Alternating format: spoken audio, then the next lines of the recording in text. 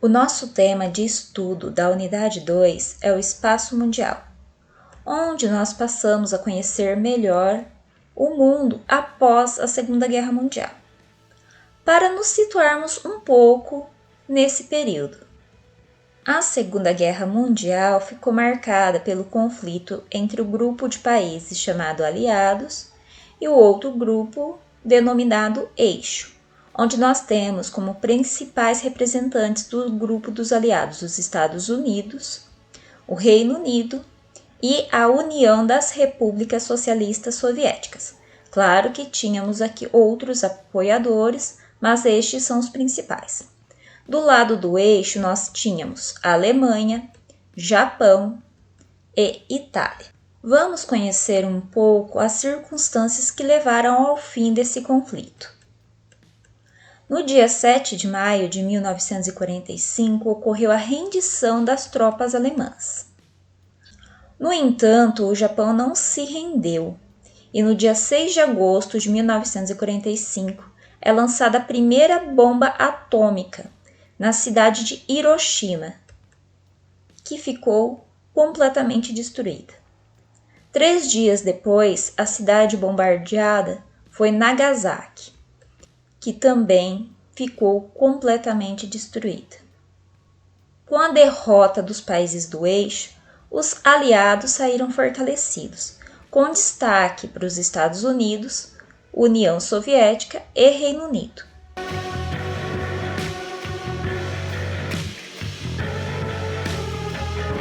No entanto, boa parte dos países europeus, que foram os principais locais de confronto durante a guerra, ficaram praticamente devastados, incluindo muitas perdas humanas e uma economia em colapso. Ao final da Segunda Guerra, havia uma necessidade de colaboração internacional para que algo desse porte não acontecesse novamente.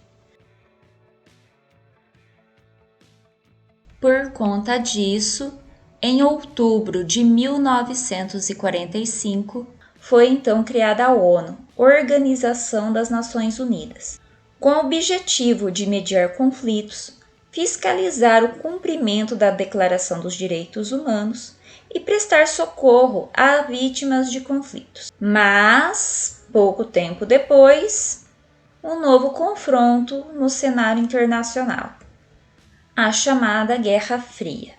A Guerra Fria foi um conflito ideológico entre os Estados Unidos e União Soviética. Recebeu esse nome porque nunca houve um confronto armado direto entre esses dois países. A disputa entre os dois era no campo ideológico. De um lado, então, nós tínhamos Estados Unidos, do outro, União Soviética, disputando áreas de influência ao redor do mundo. Os Estados Unidos com sua ideologia capitalista e a União Soviética socialista. Os países que se alinhassem de um determinado lado não poderiam estabelecer nenhum tipo de relação com países do outro bloco. Esta disputa por áreas de influência resultou numa organização do espaço mundial baseada em dois polos, denominado mundo bipolar. Mundo bipolar por estar dividido em dois polos de influência. Vamos então conhecer como o mundo estava regionalizado neste período. Bem, então aqui o período que foi denominado mundo bipolar, ou seja, a ordem mundial durante o período que foi denominado Guerra Fria, que se estendeu ali de 1945 a 1989.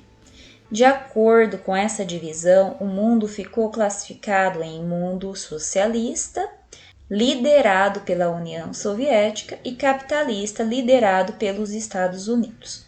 Vocês verão que aqui tem algumas diferenças nas tonalidades. Os países na cor verde, denominado mundo capitalista, são os países ricos, as nações mais fortes. Já no tom de verde claro, são países alinhados ao capitalismo, só que, no entanto, são países pobres, denominados países periféricos. Então, todos que estão em tom de verde se alinharam aos Estados Unidos. Já no tom de vermelho, nós temos o chamado mundo socialista. De acordo com essa divisão, então, que foi estabelecida a denominação que veremos agora.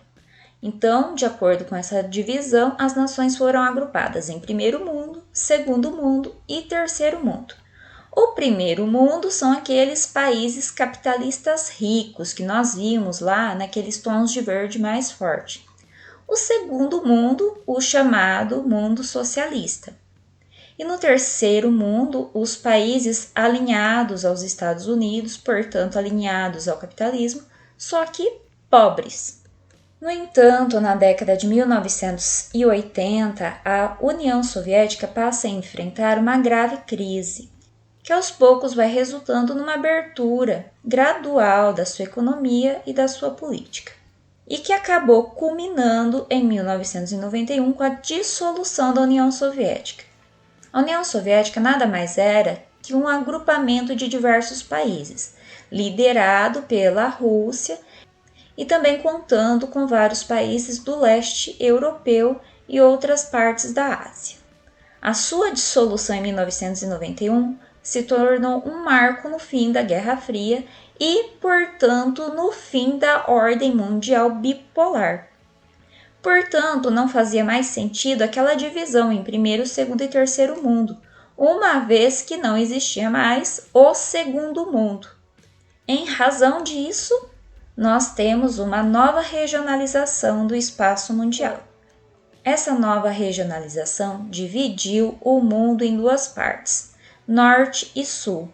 Prestem atenção que essa divisão não vai acompanhar aquela divisão estabelecida pela linha do Equador em hemisfério norte e sul, mas ela vai se adequando ao contorno de determinados países. A sua denominação norte e sul é porque nós teremos os países mais ricos concentrados principalmente no hemisfério norte.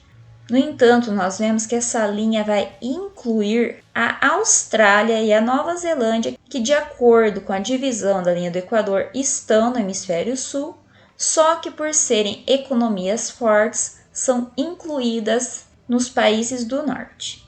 Então, basicamente, essa divisão em norte e sul classifica como os países do norte os países mais ricos e os países do sul os países mais pobres. É claro que nós temos sempre que ter em mente que dentro desses países do sul existem países que têm regiões mais ricas. Da mesma forma que nos países do chamado norte também apresentam bolsões de pobreza. Mas já que estamos falando em regionalizar, o que é regionalizar? Regionalizar é realizar a divisão do espaço de acordo com critérios estabelecidos, que podem ser naturais, sociais, históricos, etc. É claro que regionalizar não é uma tarefa assim tão simples, como já foi mencionado anteriormente, uma vez que não existe uma homogeneidade completa. Ou seja, mesmo quando você coloca um determinado espaço dentro de uma região, ela não vai apresentar aquela característica em sua totalidade. Com isso, as regiões são estabelecidas de acordo então com uma característica predominante, que pode ser então natural, social ou histórica. Vamos então ver alguns exemplos. Um exemplo é a regionalização realizada no continente americano. Toda essa extensão diz respeito ao continente americano. Uma das maneiras de regionalizar o continente é de acordo com a divisão fisiográfica, também chamada critério geográfico. Por que geográfico? Porque o continente americano, de acordo com este critério, está sendo dividido de acordo com a sua localização. América do Norte, que é essa grande porção do continente situada na parte norte, a América Central, que vai fazer a ligação entre essas duas porções maiores, e a América do Sul, que é essa outra grande porção situada ao sul. No entanto, existe uma outra forma de regionalizar o continente americano, que tem como critério a divisão histórico-social. De acordo com essa divisão, o continente americano é dividido de acordo com o seu histórico de colonização, onde nós temos a América Latina, que foi colonizada principalmente por países que têm línguas que têm origem no latim, como o português e o espanhol. Já a América anglo-saxônica, que inclui apenas Estados Unidos e Canadá, foram colonizados principalmente pela Inglaterra, que tem como língua o inglês. No próximo bimestre, nós aprofundaremos melhor nessa regionalização do continente americano. Uma das possibilidades de regionalização do espaço mundial é de acordo com o nível de desenvolvimento dos países, como iremos conferir agora. Este critério leva em consideração o IDH, aquele índice que já foi explicado anteriormente. O Índice de Desenvolvimento Humano é um indicador que considera para sua elaboração a renda per capita, a escolaridade e a saúde, medida através da expectativa de vida das pessoas. De acordo, então, com essa divisão, os países são classificados em 4 categorias: muito elevado, elevado, médio e baixo.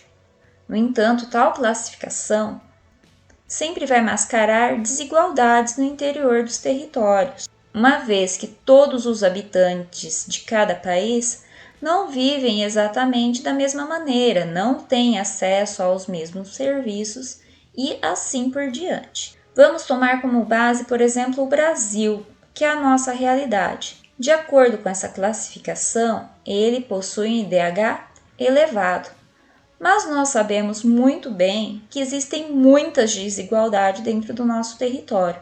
Nós temos pessoas extremamente ricas e também temos pessoas extremamente pobres. Uma outra forma de regionalizar o espaço mundial é a própria divisão dos continentes. Lembrando que continentes são grandes extensões de terras emersas, ou seja, que ficam fora d'água e que geralmente são separados por oceanos. É claro que essa não é uma regra. Existem continentes que são separados por outras barreiras. De acordo com a divisão em continente, nós temos aqui 6 grandes extensões de terra. Nós temos o continente africano, a América, a Europa, a Ásia, a Oceania e a Antártida. Nós conheceremos as características principais dos continentes na próxima aula.